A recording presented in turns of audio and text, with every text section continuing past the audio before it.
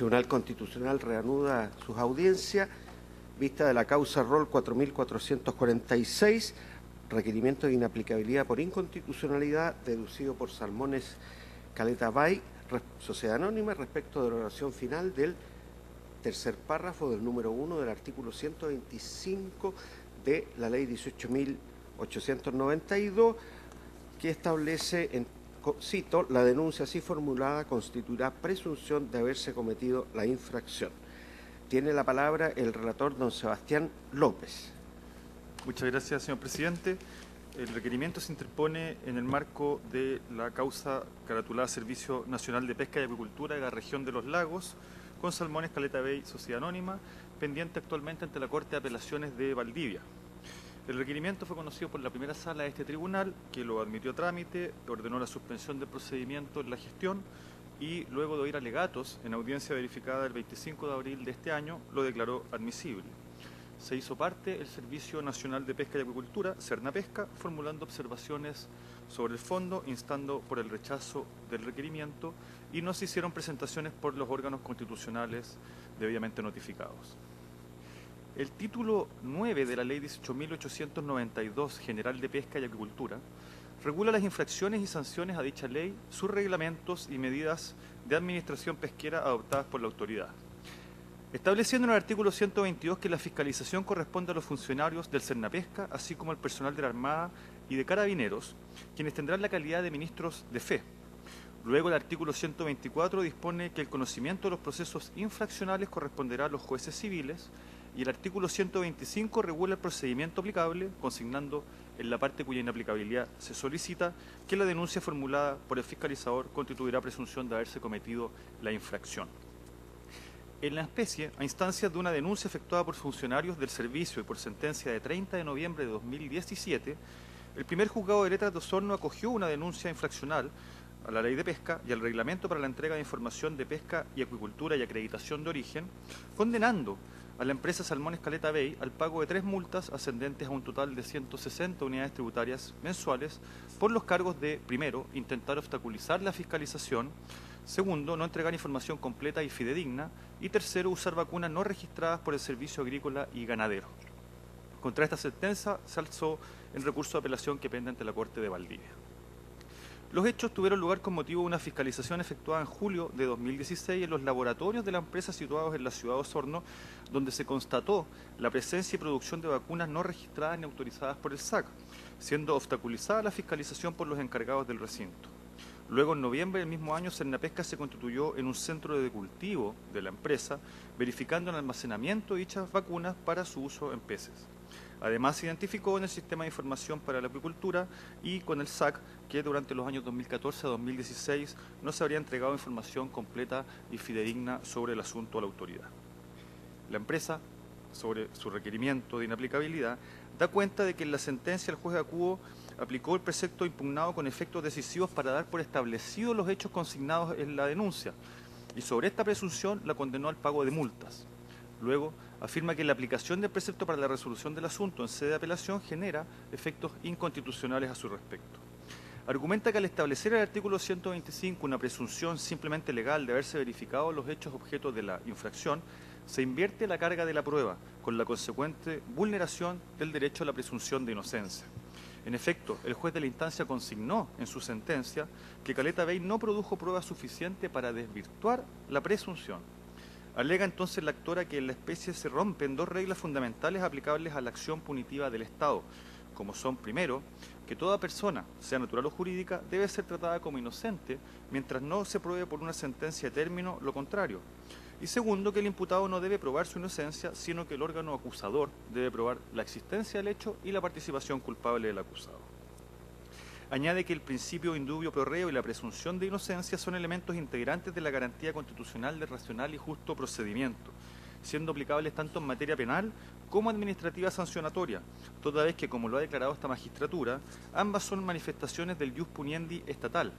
Luego, las sanciones administrativas participan de las características esenciales de las sanciones penales, debiendo aplicarse, aunque con matices, similar estatuto. Ello, sin lugar a dudas, incluye la presunción de inocencia del administrado frente al accionar estatal, donde la culpa debe ser demostrada por el persecutor, siendo ese precisamente el objeto del juicio.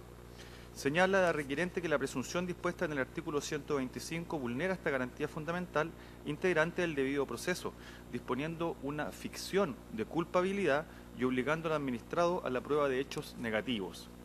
Agrega que esta presunción es a tal nivel inconstitucional que al liberar al acusador de la carga probatoria, la aplicación del artículo puede llevar a que, si ninguna de las partes rindiese prueba, en el juicio igualmente la empresa denunciada debiera ser condenada. Todo esto vulnera los principios y el contenido teleológico de la Constitución, dándose por infringido el artículo 19, número 3, incisos primero, sexto y séptimo, así como el artículo 8.2 de la Convención Americana sobre Derechos Humanos, enunciando la requiriente su calidad de constitución material, de acuerdo con la concordancia que hace en relación al artículo 5, inciso segundo de la misma Constitución.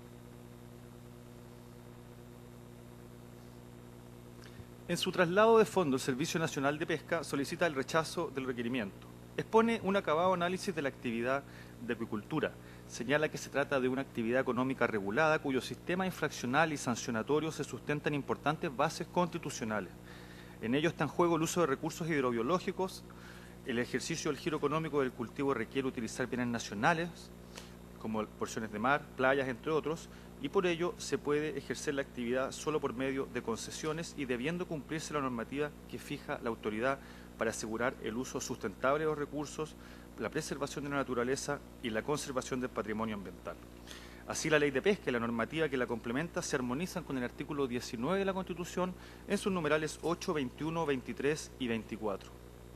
La salvaguarda del ecosistema marino exige adoptar medidas de autoridad para evitar plagas, enfermedades de alto riesgo u otras situaciones que generen grave o irreversible daño medioambiental, así como tomar decisiones administrativas frente al peligro de que ello ocurra, primando entonces los principios preventivo y precautorio. En dicho marco, indica el Sernapesca, la legislación dispone autorizaciones, obligaciones, prohibiciones, inspecciones y sanciones, y estas últimas pueden operar con fines disuasorios o preventivos de daño, y en dicha lógica se enmarca la sanción que se impuso en autos judicialmente a Salmones Caleta Bay, precisamente porque la empresa habría obstaculizado la fiscalización, no entregó información fidedigna durante 3 años y usó vacunas no autorizadas, todo lo cual constituye incumplimiento legal, además de grave peligro de daño a la salud pública y al medio ambiente. Agrega que para la función de preservación del orden público, sanitario y ambiental, la Ley de Pesca en el artículo 122 establece como fiscalizadores a los funcionarios del Servicio, de la Armada y de Carabineros, todos quienes tienen calidad de ministros de fe. La fiscalización, en su caso, detecta el incumplimiento de la ley como antesala de procedimiento sancionatorio, sea por vía administrativa o judicial. Para ello, como en toda actividad de policía administrativa, opera el rol de ministro de fe del fiscalizador, y ha sido contencioso horizontalmente en nuestra legislación, citando el servicio una serie de ejemplos como respecto de las superintendencias en una serie de sectores regulados, así como en materia de aguas, bosques, consumo, etc. Luego, y entrando también a lo relevante en el caso de autos, señala que lo cierto es que el rol de ministro de fe del artículo 122, en su relación con el artículo 125, determina una presunción simplemente legal de veracidad de los hechos que puede ser perfectamente desvirtuada por la empresa denunciada. Además, se denuncia como un defecto del requerimiento de Caleta Bay que no se impugna el artículo 122, que es el que da el carácter de ministro de fe que se cuestiona al inspector. Siendo ello el origen de la presunción, su no impugnación haría caer el requerimiento de inaplicabilidad. En todo caso, explica a Sernapesca que en abstracto la presunción del artículo 125 nada infringe la presunción de inocencia ni el debido proceso. Describe las etapas del procedimiento sancionatorio dispuestas en la Ley de Pesca y las confronta con la jurisprudencia de este tribunal respecto al debido proceso, constatando su ajunte a los cánones del artículo 19, número 3. En este sentido, explica que el denunciado es emplazado, opone defensas en audiencia indagatoria, puede ofrecer prueba, opera el principio de prueba amplia y la sentencia es recurrible. Ahora bien, aterrizando el asunto nuevamente al caso concreto de Salmones Caleta Bay, afirma que es aún más claro que no se vislumbra infracción constitucional. Como primeras dos premisas señala desde luego que el acuicultor conoce los deberes legales de la actividad que ejerce, como informar verazmente y no utilizar vacunas sin autorización. Y añade que alegar la presunción de inocencia en esta vertiente administrativa no es comparable derechamente con la presunción en materia penal ni respecto de personas jurídicas como parangón con las personas naturales. Como tercera premisa, el servicio llama a desestimar toda argumentación sobre una ficción de culpa en términos que, conforme al artículo 125, el juez fuere a condenar a la empresa si ninguna de las partes hubiese rendido prueba alguna. Desde luego, ello no operó tampoco en el caso Sublite, donde, como puede constatarse del texto de la sentencia a primera instancia, el servicio rindió contundente prueba para dar por verificados los hechos que motivaron los cargos formulados contra la empresa. Lo suyo hizo Salmones Caleta Bay, que ofreció y rindió prueba. En el juicio se verificaron al efecto 4 audiencias sin que la denunciada pudiera finalmente desvirtuar la evidencia en su contra respecto a la producción ilegal de vacunas y su ocultamiento a la autoridad. Por cierto, se indica que el juez declara expresamente en la sentencia que la empresa salmonera no produjo pruebas suficientes para derribar la presunción de veracidad, pero agregando que ello fue corroborado por la prueba ofrecida por Cernapesca. Todos los puestos presa servicio demuestran la ineptitud del requerimiento de inaplicabilidad y termina su necesario rechazo. Incluso consigna que de eliminarse de la sentencia la referencia al artículo 195, número 1, en la parte impugnada, igualmente sería condenatoria atendida la amplia prueba verificada por el servicio. Asunto diferente es la disconformidad que pueda tener el requirente con la ponderación de la prueba y la decisión del juez, pero ello es un tema de fondo que debe ser resuelto en la sede de apelación pendiente. Traídos los autos en relación, se han anunciado en forma paralegal los abogados de las dos partes. Es todo, señor presidente. Abogados, ¿tienen observaciones que hacer a la relación? Muy bien. Entonces, por la parte requirente tiene la palabra don Raúl Tavolari, hasta por 30 minutos. Adelante, por favor. Gracias, señor presidente. Con su venia, alego solicitando se acoja el presente requerimiento de inhabilitabilidad. No tengo comentarios que hacer respecto de la relación, que me ha parecido cabal y completa, solo que, y por supuesto no tratándose de esta la sede necesaria, es sin embargo hacer una aclaración. No hay prueba, no se ha probado que efectivamente hubiera un uso de vacunas no autorizadas, cuestión que brevemente señalé más adelante. ¿De qué se trata, excelentísimo señor? Este es un problema extremadamente simple.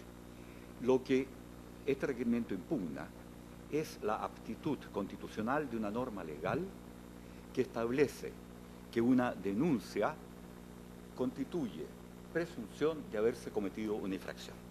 Para entender bien el asunto, excelentísimo señor, porque lo que está en juego es el tema de la vigencia en Chile de la presunción de inocencia, para entender bien el asunto de la naturaleza del requerimiento, quisiera yo recordar que este artículo 125 a que se refiere la impugnación tenía una redacción distinta. Hasta antes de la ley 20434, hace algunos años atrás, este mismo artículo 125 decía que la denuncia que presentaran los funcionarios del Cernapesca o las personas encargadas de la fiscalización se tendrá por demanda para todos los efectos legales. E inmediatamente después decía, la denuncia así formulada constituirá presunción de haberse cometido la infracción. El cambio consistió en que se eliminó la frase con arreglo a la cual la denuncia así formulada pasaba a tenerse por demanda para todos los efectos legales. Esa frase se eliminó y el cambio es impresionante. La denuncia, que era un acto de imputación infraccional, pasó inmediatamente a constituir una presunción de haberse cometido la infracción. Lo que he sostenido en el requerimiento, excelencias, es que la norma es inconstitucional porque distorsiona, porque echa por tierra, porque altera el régimen sancionatorio estatal, que se ha construido, sabe mucho mejor que yo, otras excelencias, a lo largo de siglos y de luchas contra el poder que han ejercido tantas personas.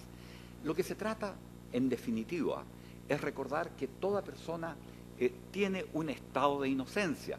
Estado de inocencia que es producto de la circunstancia de que nacemos iguales y libres en dignidad y derecho.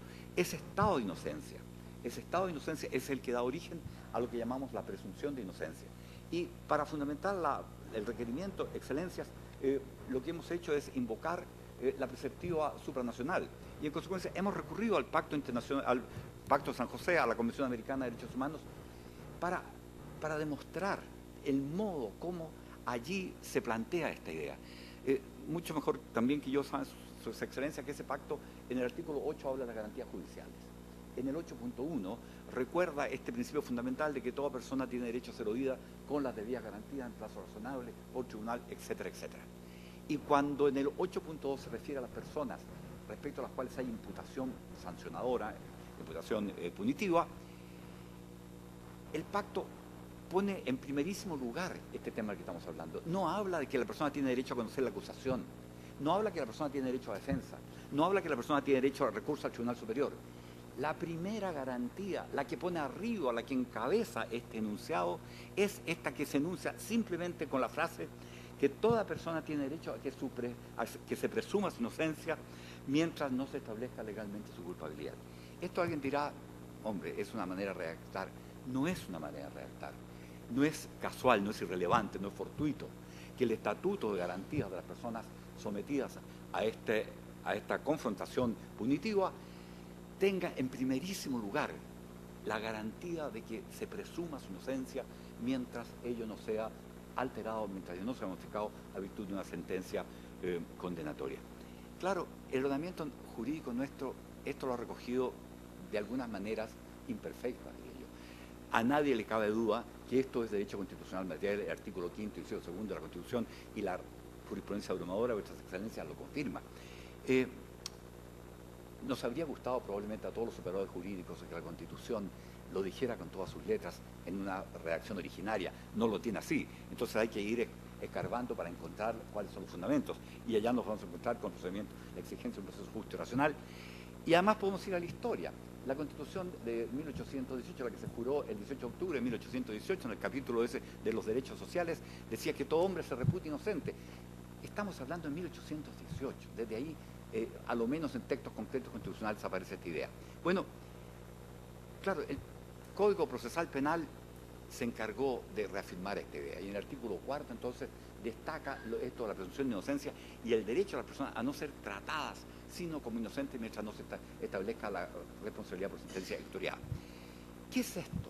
¿Qué es esto, excelentísimo señor? Perdónenme que a lo mejor de manera poco ortodoxa haga una cita, pero, en fin, durante muchos años, mientras impartí docencia sobre esto particular, busqué comprometer al estudiante de Derecho con esta idea. Y lo hacía con un ejemplo casi pedestre. Para explicar en qué consiste la presunción de inocencia, solía aludir a que este es un partido de fútbol. Y uno de los equipos entra a la cancha ganando 1-0. Y si no pasa nada en ese partido, si el partido termina sin innovaciones, si nadie cambia, el que entró ganando termina ganando. En eso consiste en los hechos, en la práctica, en el sentido común, en lo que viene a la gente de a pie, en lo que consiste en la presunción de inocencia.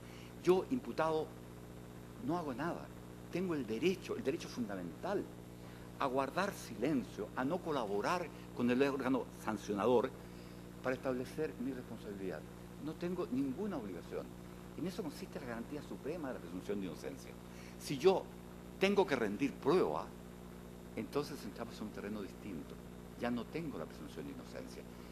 Porque esto, el derecho sancionador, a pesar de que la gente a veces no lo entiende así, es como el laboral, un derecho cautelar, es un derecho protector. No es un derecho que establezca garantías idénticas. Por favor, en Chile no nos atrevimos a decir que el derecho al recurso en materia penal solo le corresponde al condenado. No nos atrevimos a decir porque teníamos una cultura y una tradición jurídica de 150 años. Pero cuando se discutió el Código Procesal Penal y las modificaciones a la Constitución del Ministerio Público, este tema estuvo largamente arriba de la mesa porque lo que los pactos dicen es que el que tiene derecho a un recurso al Tribunal Superior es el imputado, el condenado, y tiene el derecho a que se revise la condena y la sentencia condenatoria. Eso en Chile no nos atrevimos a decirlo. ¿Por qué razón?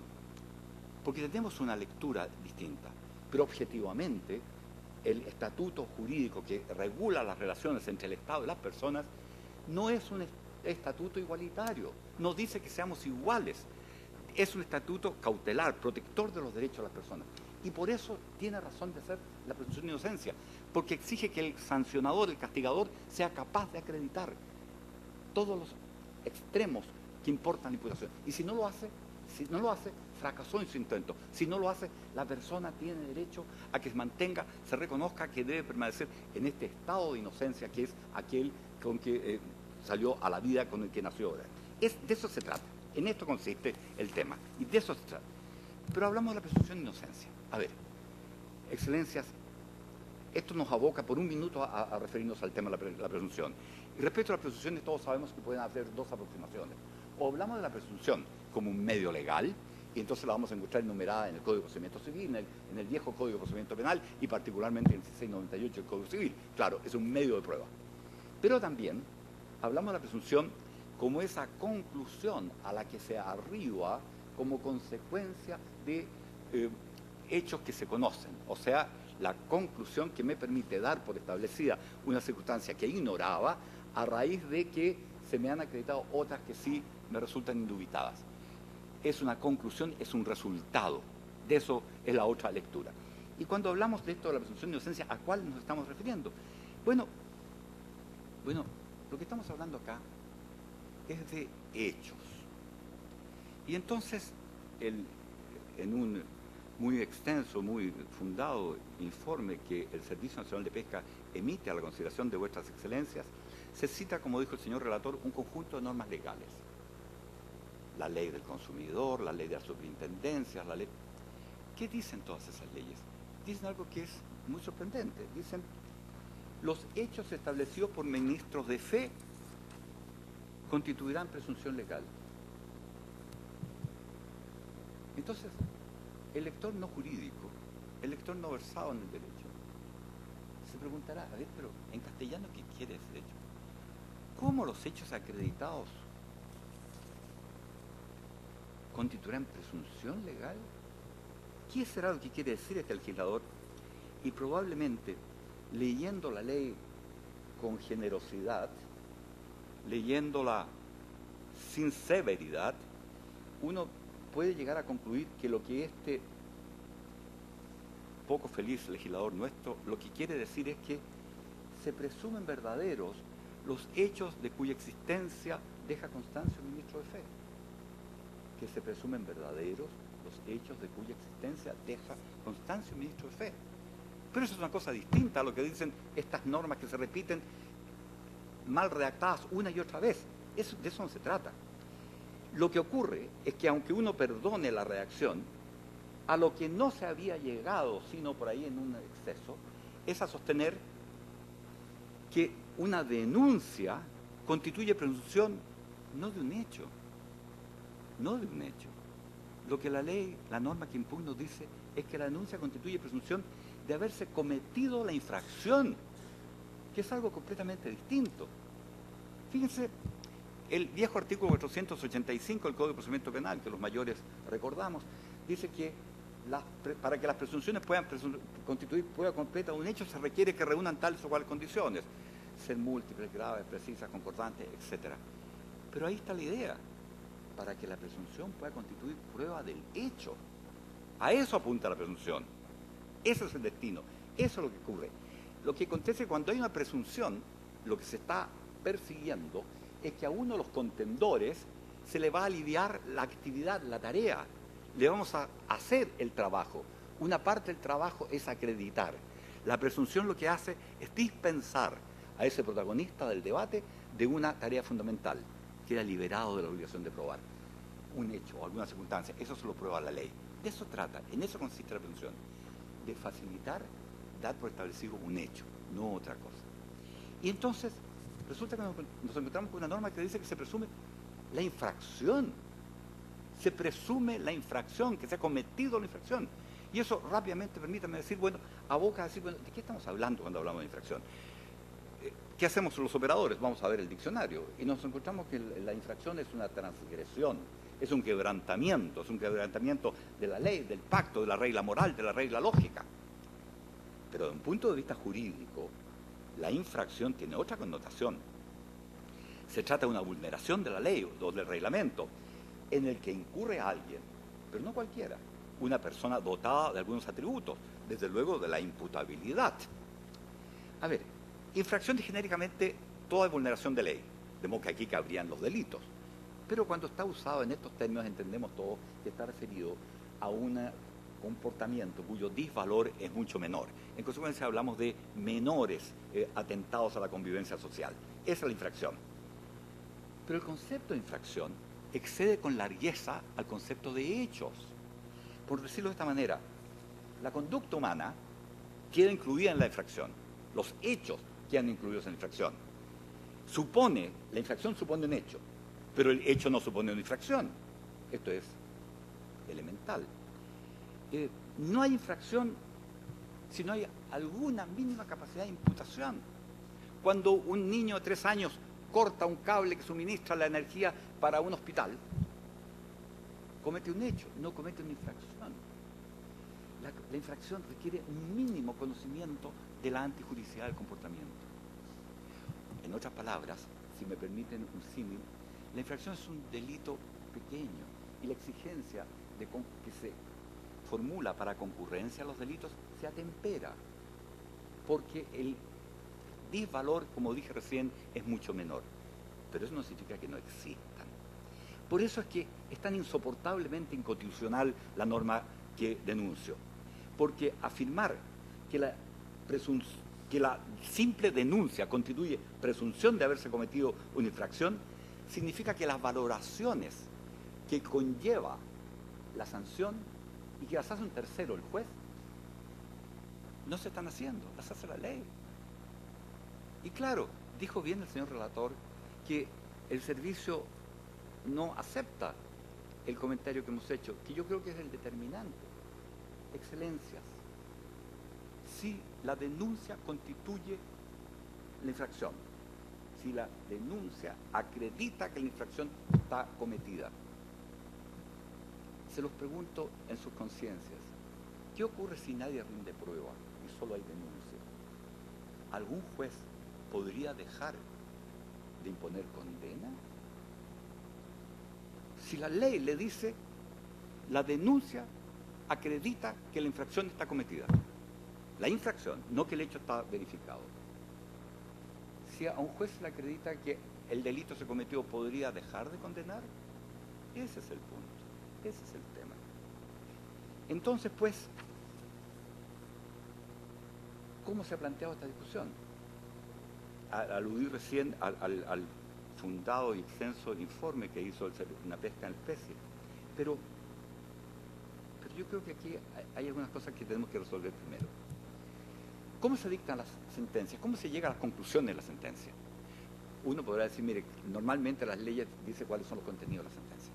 Lo dice el artículo 170 en materia civil, que es la regla como basal. El auto acordado de la Corte Suprema les dice a los jueces cómo tienen que ir haciendo las cosas. Pero objetivamente, la sentencia no es el resultado que se obtiene a raíz de que se fueron consignando los argumentos, las pruebas, los razonamientos, y de pronto aparece la sentencia. No es así. La sentencia no cae como consecuencia de este proceso de enunciación. No cae como cae la fruta madura de un árbol. La sentencia, la decisión que lleva al juez a resolver en favor de uno y por sobre el otro, es un resultado que al juez le nace de su humanidad, de su cerebro, de sus órganos, de todo lo cuanto es, de sus propias circunstancias, como diría Ortega. ¿Qué es lo que hace el juez? ¿Qué es lo que hace al final el juez? Porque le ha nacido la decisión, razona en función de los elementos que el derecho pone a su disposición para darle un fundamento a ese resultado que a él le parece es el que corresponde. Así opera este sentido. Y si eso es así, quiere decir que motivos son unos más importantes que otros, que hay algunas razones que le hacen más fuerza al juez que las otras.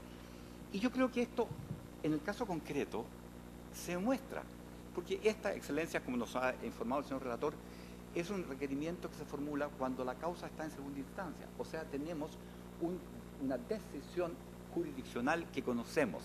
Y respecto a esa ya podemos hacer análisis en función de lo que estoy contando. Si uno mira la sentencia que se dictó en la causa, observará que es una sentencia relativamente corta, donde tiene 3 considerandos que se ocupan del problema. Son los considerandos 6, el 7 y el 8. ¿Y por qué digo que aquí aparece la historia? Porque considerando 6, cuando ya se entra al fondo, todo lo otro está resuelto, son cuestiones previas, cuando se entra al fondo, el primer considerando, de los 3 que se destina el fallo a resolver la cuestión, el primer considerando dice, conforme a lo dispuesto en el artículo 125, número 1 de la Ley General de Pesca, General de Pesca y Acuicultura, la denuncia constituye presunción de haberse cometido infracción. Eso es lo primero que dice el juez, la primera idea. No dice, la denuncia permite presumir que los hechos son verdaderos. No. Cuando empieza la cuestión del fondo dice, la denuncia constituye presunción de que se cometió una infracción. Y esto entonces lleva a lo que en el análisis me lleva a calificar de lo que significa la corroboración probatoria. Porque la sentencia que estoy analizando para justificar la imputación dice, tanto a partir de los considerandos que viene, en el 7 y en el 8, en el 7 se refiere a la prueba que rindió el Senapesca, en el 8 se refiere a la prueba que rindió la empresa que represento. Y en el número 7, el del servicio, dice que simplemente la denuncia, la presunción de que se cometió la infracción está corroborada por la prueba del servicio. Excelencias, en el idioma castellano, ¿qué es esto de corroborar? Corroborar, sabemos todos, es dar más fuerza a la razón, argumentar a favor, es ratificar, confirmar, compartir. Lo que ya existe hoy, mañana se corrobora. Esto que significa que quien corrobora actúa con posterioridad, ratificando, confirmando, asistiendo a lo que ya está hecho. De modo que cuando la sentencia dice la prueba del Senapesca corrobora la presunción, lo que está diciendo es que esto ya está probado y viene a reafirmar, a respaldar, a ayudarme, a hacer que me sienta bien con lo que resolví la prueba que me rindió el Senapesca. Pero luego se pasa a la otra prueba y vamos al considerando octavo.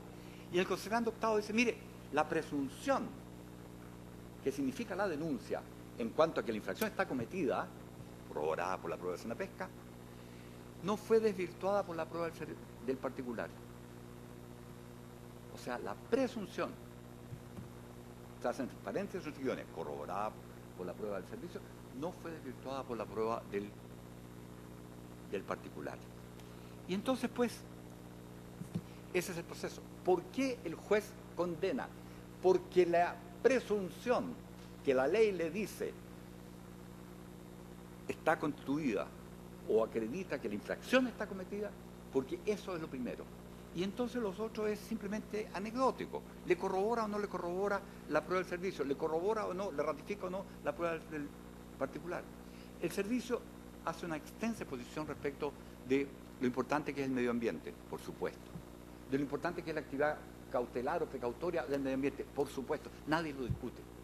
De lo importante que es cómo se ejerza la agricultura, por supuesto. Ninguno de esos temas está en discusión.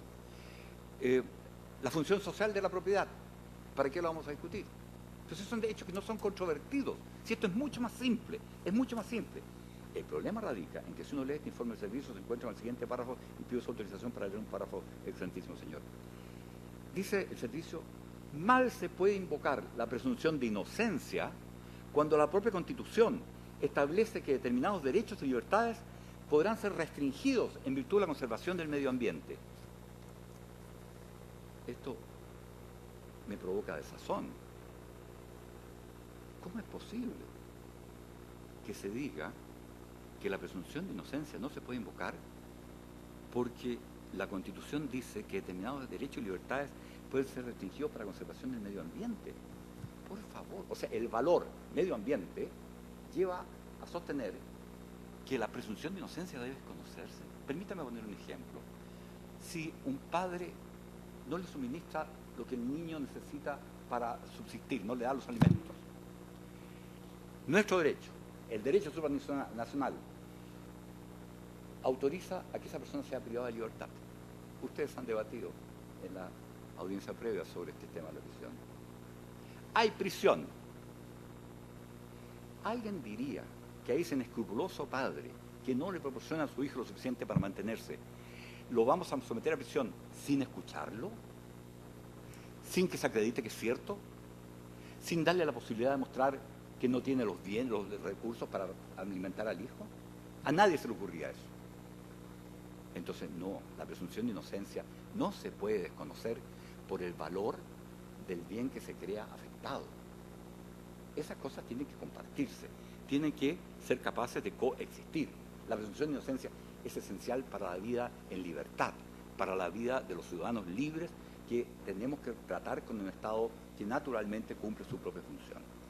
Bien, entonces pues, he dicho que el problema consiste en que la presunción, la regla acatada por el juez, ha tenido el efecto de impedir que se enfrenten mano a mano las pruebas del servicio y las pruebas del particular.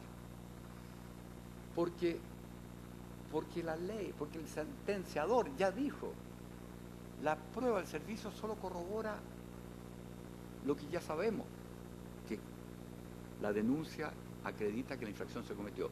Y dice luego que la prueba de la particular no fue capaz de desvirtuar la presunción. Yo quisiera rápidamente, ilustrísimo señor y santísimo señor, decir lo siguiente. Aquí hay un tema extremadamente complejo.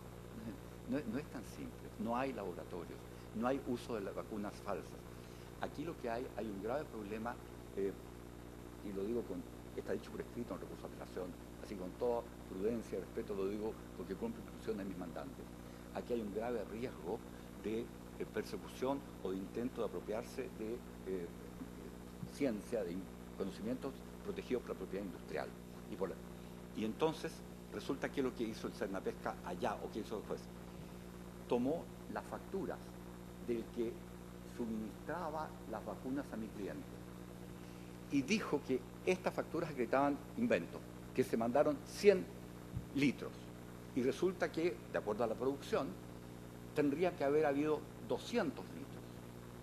En consecuencia, dice el servicio, presumo que aquí hay uso de una vacuna que no está autorizada, otra vacuna. Resulta, Excelencia, que en el juicio que está hoy día en la Corte de Apelaciones, nunca se llevó a los funcionarios de esta empresa privada a declarar. Nunca se cotejó la información de la documentación de mi cliente con esta otra, porque el juez se limitó a enumerarla. Y si se revisa lo que dice la apelación, es que las facturas, y está hecho el gráfico, las facturas de mi cliente demuestran que efectivamente se compró toda la vacuna que se usó en los peces. Entonces aquí hay un problema grave. Tanto es así que la empresa esta, que es la competidora, anunció y dedujo una demanda sosteniendo que se le había hecho un manejo indebido y se le había vulnerado sus derechos constitucionales. Y la retiró sola. Sin indemnización, sin pago, sin conciliación, la retiró. ¿Qué es lo que hay? Está acompañado, Excelencias, al juicio, la información que dice que esta empresa, la que represento, tiene la mejor marca en Chile en el suministro de antibióticos a los peces. Tiene un porcentaje del rango del 7% y la última tiene el 900%. Está acompañada de la información.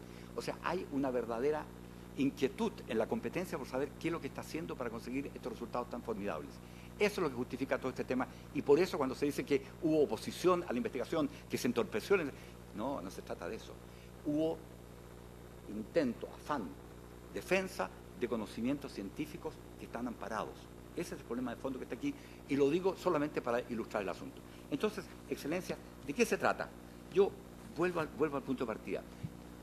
Si la prueba es idónea o no es idónea, lo acreditará la Corte de Apelación en el recurso de apelación, y lo tengo más que claro y jamás trataría de traer este problema a la consideración de vuestras Excelencias.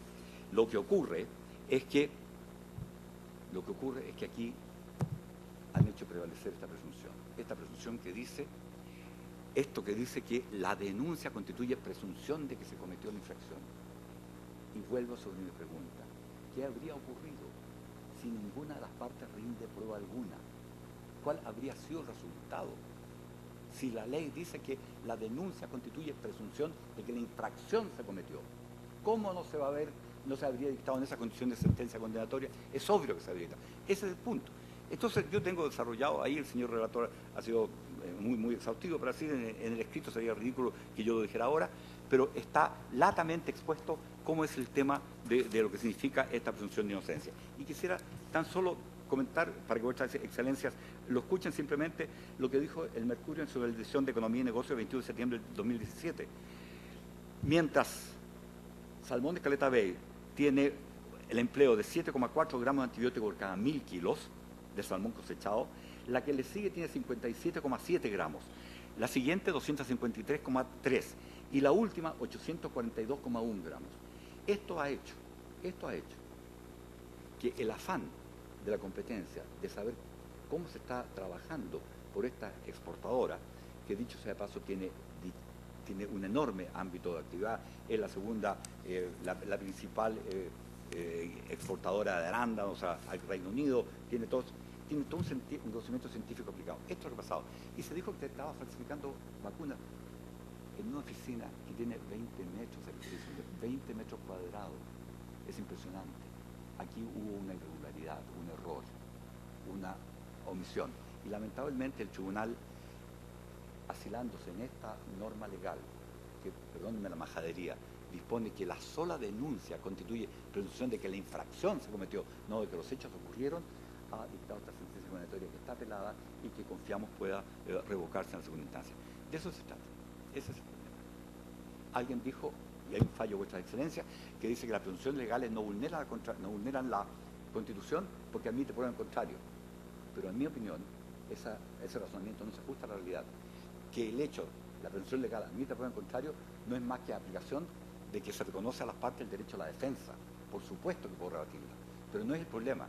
El que se admita prueba en contrario no significa nada, significa que tengo derecho a defenderme, y eso es obvio. Lo que estamos discutiendo es un tema distinto. ¿Qué pasa si no me defiendo? Y si no me defiendo, me condenan, quiere decir que no se está aplicando la presunción de inocencia que los tratados internacionales y el sistema garantístico nacional protege. De eso se trata. Y por eso es que, excelentísimo señor, pido a esta alta corte tenga a bien acoger el requerimiento de los términos que están propuestos. He dicho, excelentísimo señor. Muy bien. A continuación, por el Servicio Nacional de Pesca y Acuicultura, tiene la palabra doña Jessica Fuente. Adelante. Gracias, presidente. Con su venia, alego por el Servicio Nacional de Pesca. Quiero partir haciendo algunas precisiones en torno a lo que se ha planteado acá por parte del recurrente, porque gran parte de las aseveraciones que se hacen sobre la base de un control de carácter abstracto.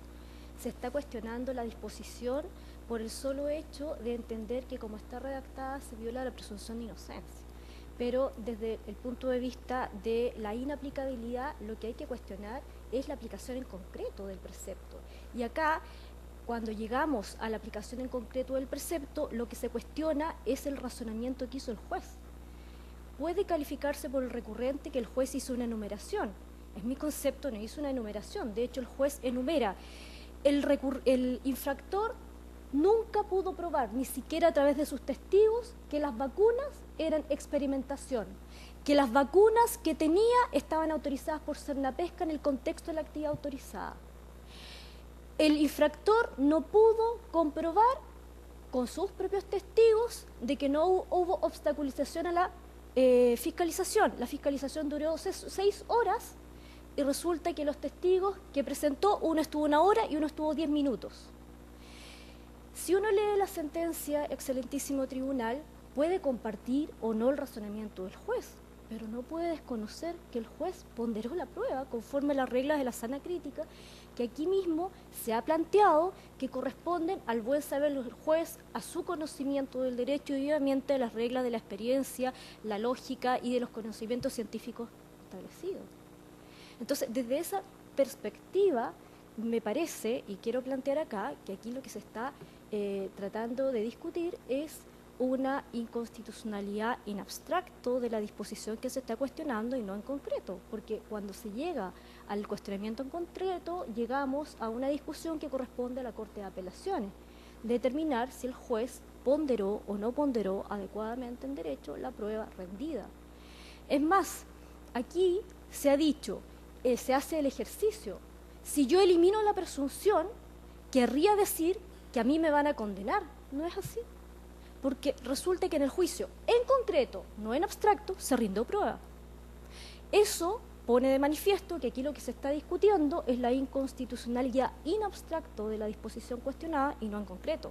Porque ese ejercicio solamente funciona en un sistema donde no tenemos juicio. Aquí tenemos un juicio. Y tenemos una sentencia, es más, tenemos una sentencia. Ni siquiera este excelentísimo tribunal tiene que proyectarse de qué manera el tribunal va a aplicar la presunción. Efectivamente el tribunal le invoca, pero si uno lee el considerando octavo, claramente el tribunal señala cuáles son los puntos de prueba que pretendió probar el infractor y no pudo con su propia prueba. Por lo tanto, quiero dejar planteado como primer punto esto. En segundo lugar, ningún derecho constitucional es absoluto. Por lo tanto, aquí se está planteando la presunción de inocencia como que es imposible que pueda ser restringida en pos de otro derecho, como sería la tutelación del medio ambiente. Efectivamente, cuando hablamos en materia penal, la presunción de inocencia es un principio estructural del sistema. Y eso no lo vamos a discutir. Tampoco vamos a discutir su relevancia constitucional ni desde el punto de vista de la teoría de los derechos constitucionales. No podríamos hacer eso y no es eso lo que queremos plantear. Pero aquí no estamos en sede penal, estamos en sede administrativa. Aquí no estamos hablando de una persona como cualquiera de nosotros que se enfrenta con ilícitos que restringen su libertad general, como se trata en materia penal, y que por eso la exigencia de tipicidad es tan estricta. Estamos hablando de un sujeto especialmente regulado porque realiza una actividad económica. No es cualquier sujeto, es una situación de sujeción especial a un determinado estatuto. No estamos hablando de cualquier persona que respecto de su libertad general se le tipifican ciertos delitos para que él sepa en cuáles no puede incurrir. Aquí estamos hablando de un sujeto que realiza una actividad económica, que utiliza recursos naturales propios y bienes nacionales de uso público, respecto de los cuales se justifica la regulación. De eso estamos hablando. Y por eso es que el Cernapesca plantea el artículo 19, número 8, porque efectivamente es deber del Estado tutelar la preservación de la naturaleza y la ley podrá establecer restricciones al ejercicio de determinados derechos. Y en ese contexto está claramente la actividad económica, claramente el derecho de propiedad en virtud de la función social. Eso no está cuestionado, eso está reconocido y por lo tanto claramente puede ser restringida la actividad económica. Ahora bien, quiero ser muy clara en términos de cuáles son las infracciones que se le imputaron a la empresa.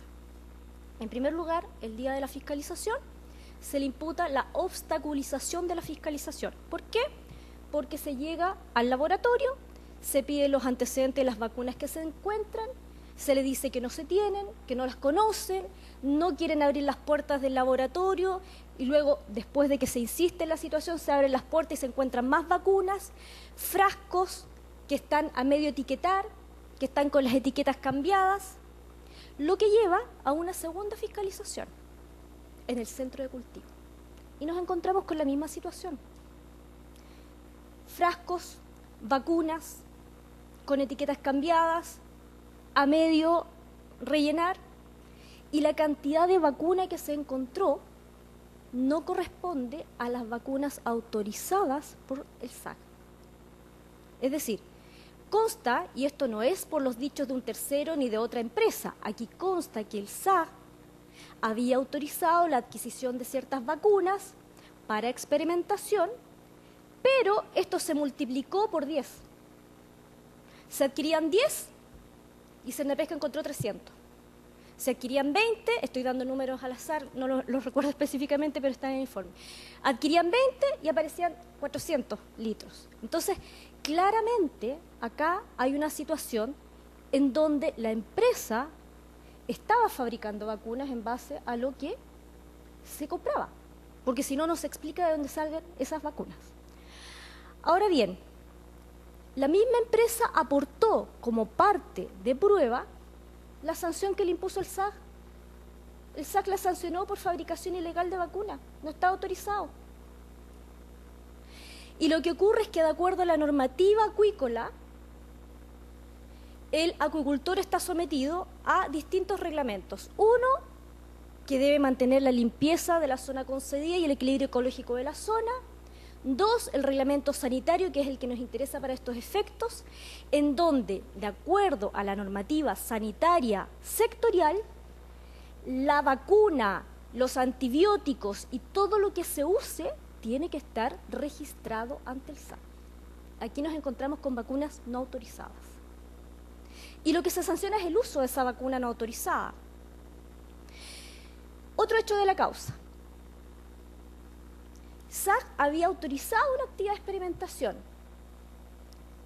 El recurrente presenta testigos, pero los testigos dicen que no hay ningún informe que dé cuenta de la experimentación. Si estamos investigando Si estamos llevando a cabo una investigación, una experimentación para mayor conocimiento, ¿cómo no va a quedar constancia en un informe? ¿Cómo no levanto los datos? Son esas las circunstancias que el juez tuvo a la vista. Por lo tanto, en este caso, la presunción la presunción de veracidad de haberse cometido la infracción que está en la norma impugnada, en el 125, número 1, no fue sustantiva para efectos de la decisión. Por lo tanto, desde el punto de vista de esta inaplicabilidad, nosotros entendemos que no se cumple uno de los requisitos de la inaplicabilidad, que es que la disposición sea decisiva en la resolución de la gestión pendiente. De hecho, tanto es así que si uno hiciera desaparecer de la sentencia la alusión a la presunción de inocencia, igual tendríamos una sentencia fundada en la ponderación de la prueba de Cernapesca y en la ponderación de la prueba del recurrente. Por lo tanto, al eliminar esta presunción de inocencia, que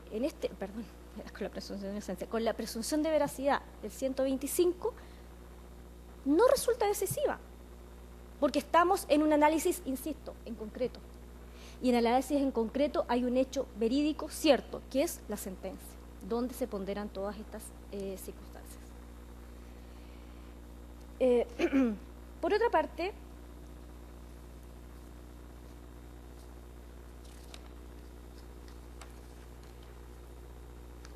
como ya lo habíamos señalado y como se ha señalado acá, nuestro constituyente lo que prescribe es la presunción de derecho de la responsabilidad penal. Pero como he señalado acá, estamos en una sede distinta, estamos en una sede administrativa, porque estamos hablando de un sujeto sometido a una regulación específica de una actividad económica. Y si bien este excelentísimo tribunal ha afirmado que el ius puniendi estatal es uno solo, también ha afirmado que la proyección de los principios del derecho penal al sancionatorio administrativo, que en este caso es sancionatorio administrativo, pero ante un juez civil, tiene o adopta ciertos matices. No es simplemente replicar los principios o todos los principios en materia penal, precisamente por esta diferencia que yo hacía al principio, que es una diferencia que plantean los profesores Aldunati y Cordero. Los ordenamientos son distintos. La afectación de la libertad es distinta cuando hablamos de la materia penal versus la materia sancionadora administrativa. Perdón.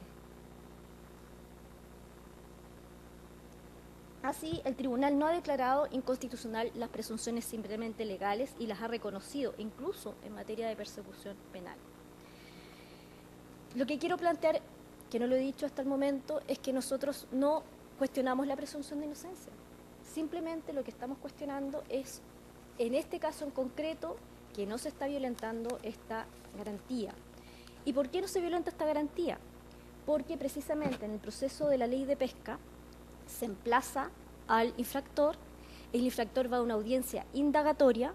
Si en esa audiencia indagatoria se determinan que hay hechos controvertidos que hay que probar, el juez permite la prueba, y en este caso hubo 4 audiencias de prueba, y finalmente se dicta una sentencia que es plenamente impugnable. Es decir, la igualdad de armas existe para ambas partes, independientemente del artículo 125, número 1. En nuestro concepto, el artículo 125, número 1, proviene de una norma del año 91, es decir, una redacción que difiere de la mejor redacción que el legislador ha adoptado en los últimos textos legales, donde establece la presunción de veracidad de los hechos constatados por un ministro de fe, que en el fondo es de lo que se trata en este caso. El fiscalizador tiene la calidad de ministro de fe en virtud del artículo 122 de la Ley de Pesca, y en virtud de esa calidad de ministro de fe es que se establece que aquellos hechos que él presencia se dan por acreditados respecto de su fiscalización. Pero el efecto, en este caso en particular, no va más allá de eso. Y es más, Cernapesca probó mucho más allá de lo que se estableció con esta mera presunción. Ahora bien, todo el análisis que hace el recurrente en torno a la presunción de inocencia se hace desde la perspectiva penal, pero nosotros insistimos que en realidad estamos en presencia de 2 ordenamientos diversos y donde los principios penales no se aplican de la misma manera que en materia administrativa. Ahora bien, Se señaló también por el recurrente que esta presunción en el juicio lo llevaba prácticamente a afirmar hechos negativos. Sin embargo, acá no se pudo dentro del juicio probar que la actividad de experimentación se estaba realizando conforme a la autorización del SAG y tampoco se pudo comprobar en el juicio la concordancia entre las facturas de adquisición de vacunas y lo que Cernapesca acreditó o constató dentro del laboratorio y luego dentro del centro de cultivo.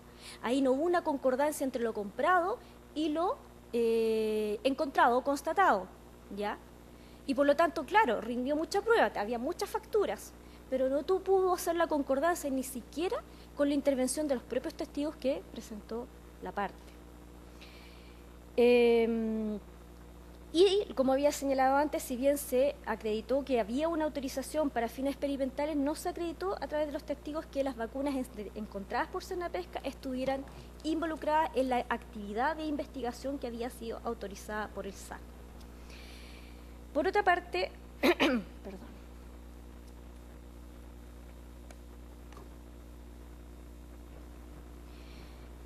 Un elemento que tenemos que tomar en consideración es que estamos hablando de una persona jurídica, ¿ya? Estamos hablando de una empresa que se dedica al rubro acuicultor. Por lo tanto, aquí no estamos hablando de cualquiera de nosotros que ejerce una actividad, sino que estamos hablando de una empresa organizada para llevar a cabo una actividad que requiere un mínimo de la adopción de resguardos para cumplir con el ordenamiento que le es aplicable. Por lo tanto, dentro de ese contexto no podemos invocar o ignorancia del ordenamiento o equivocación en torno al ordenamiento. Aquí tenemos que comprobar que lo que se trató de hacer estaba conforme al ordenamiento jurídico, que es lo que aquí no ocurrió. Este excelentísimo tribunal, por lo demás, respecto de las personas jurídicas y en materia de la no autoincriminación, ha señalado que la proyección no es idéntica. Por ejemplo, la garantía de la no autoincriminación no la hizo aplicable en el rol 2381 respecto a una persona jurídica. Por lo tanto, claramente las proyecciones de las garantías en materia penal no son idénticas en materia administrativa. En este caso, en particular, no se está afectando la libertad de nadie, lo que se está afectando es el derecho a propiedad, porque lo que se está sancionando es una multa. ¿Ya? Y por lo tanto aquí no estamos afectando la libertad de una persona natural. Lo que estamos haciendo es que el juez, al constatar que no se ha dado cumplimiento al ordenamiento jurídico que debería darse cumplimiento, ha impuesto la multa que corresponde al ordenamiento sectorial pesquero, y en este caso acuicultor. Por otra parte, y finalmente, en relación a lo que dice relación con el artículo 122, en relación a la calidad de ministro de fe, esta es una materia o una premisa, una regla que se repite a lo largo de todo nuestro ordenamiento.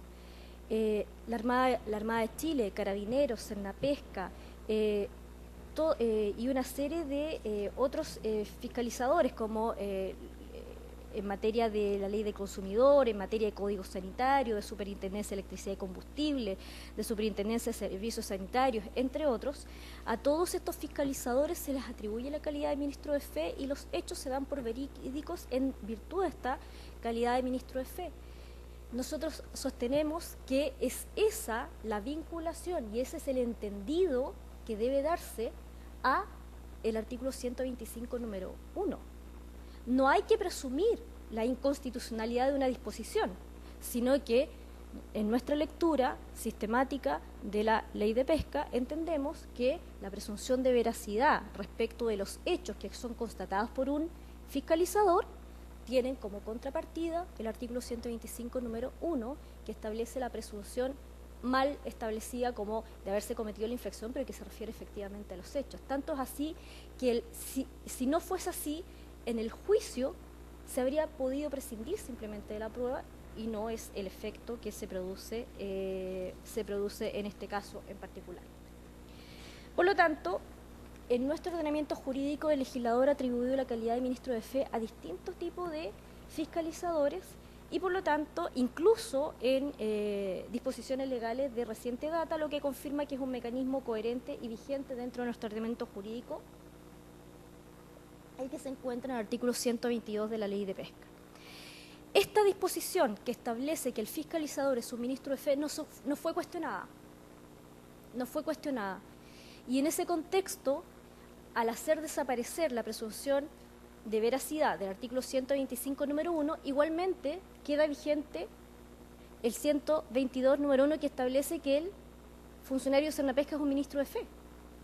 Por lo tanto, no habiéndose cuestionado esto, donde se le da la calidad de ministro de fe, por lo tanto, debería darse por verídico los hechos que él constata, ¿cómo es posible que al hacer desaparecer el 125, número 1, simplemente se desaparezca el efecto que el recurrente está, en definitiva, reclamando? Nosotros pensamos y planteamos entonces que acá no es posible que prospere esta inaplicabilidad por los diversos motivos que hemos señalado. En primer lugar, porque no se da cumplimiento al requisito constituido, porque el precepto impugnado no resulta decisivo en la gestión pendiente, tampoco produce un efecto inconstitucional en el caso concreto, porque, como he dicho, el recurrente tuvo la oportunidad de probar y es una discusión de fondo si comparte o no los criterios que utilizó el juez. La presunción de veracidad del 125, número 1, parte final, se vincula directamente con la calidad de ministro de fe que tienen los fiscalizadores y, por lo tanto, la inaplicabilidad no puede prosperar en el sentido de hacer desaparecer este efecto, porque una de las disposiciones fue impugnada. El ordenamiento de la acuicultura es un ordenamiento administrativo especial e implica la imposición de una serie de deberes a quienes realizan esta actividad económica con la finalidad de conservar el medio ambiente y, por lo tanto, en este caso, la presunción de inocencia no está siendo violentada y no debería ser invocada como causa de la restricción de derechos que se produce por la vía de la imposición de la sanción. Muchas gracias. Muy bien. Señoras ministras, señores ministros, ¿preguntas que hacer? No. Ministro, adelante. Juan José Romero. Buenas tardes. Gracias, presidente.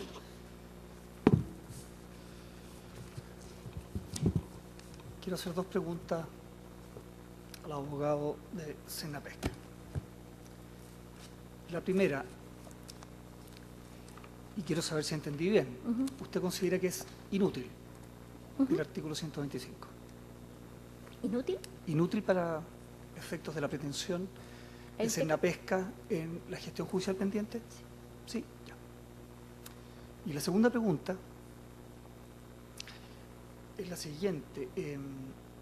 ¿Qué resguardos ha dispuesto la autoridad Cernapesca, por de pronto, para evitar la comercialización de salmones que ya tienen o a los cuales se le ha inyectado esta vacuna experimental? El Servicio Nacional de Pesca tiene un programa de muestreo de los recursos que van a plantar y, por lo tanto, ahí se hace el muestreo de las sustancias o de los tipos de químicos o de los antibióticos que se utilizan, porque claramente los salmones van a mercado y, como van al mercado, tienen que cumplir normas de inocuidad. Por lo tanto, se hace muestreo efectivamente de los salmones que se sacan de los centros de cultivo y de esa manera entonces uno se asegura si es que efectivamente hay alguna sustancia que pueda perjudicar desde el punto de vista de la inocuidad los productos. Ahora, eso es un tema respecto de la inocuidad. El impacto que se puede provocar en el medio ambiente obviamente es un impacto que es difícil de medir y es por ese motivo es que en esta materia prima el principio precautorio. Es decir, el reglamento sanitario en este caso por eso exige que solamente se utilicen productos registrados por el Servicio Agrícola y Ganadero, porque para efectuar un registro ante el Servicio Agrícola y Ganadero se requiere hacer un estudio y comprobar que eso en campo, es decir, desde el punto de vista tanto de la literatura como en nuestro medio, no va a causar un efecto negativo. Por lo tanto, dado que no es posible o es muy difícil de comprobar ex post el efecto en el medio ambiente, se toma esta medida preventiva de que solamente se pueden utilizar productos que están registrados previamente en el SAC. Por eso que para nosotros como autoridad sanitaria es extremadamente grave que se utilice una vacuna que no está autorizada. Sí, el objetivo de mi pregunta es el siguiente. Yo le pregunté por resguardos y usted efectivamente me plantea que hay un muestreo aleatorio. O sea, quiere decir esto, de que cualquiera de nosotros eventualmente que compre producto de una determinada empresa que inyecta ese producto con vacunas experimentales. Es decir, dicho de otra manera,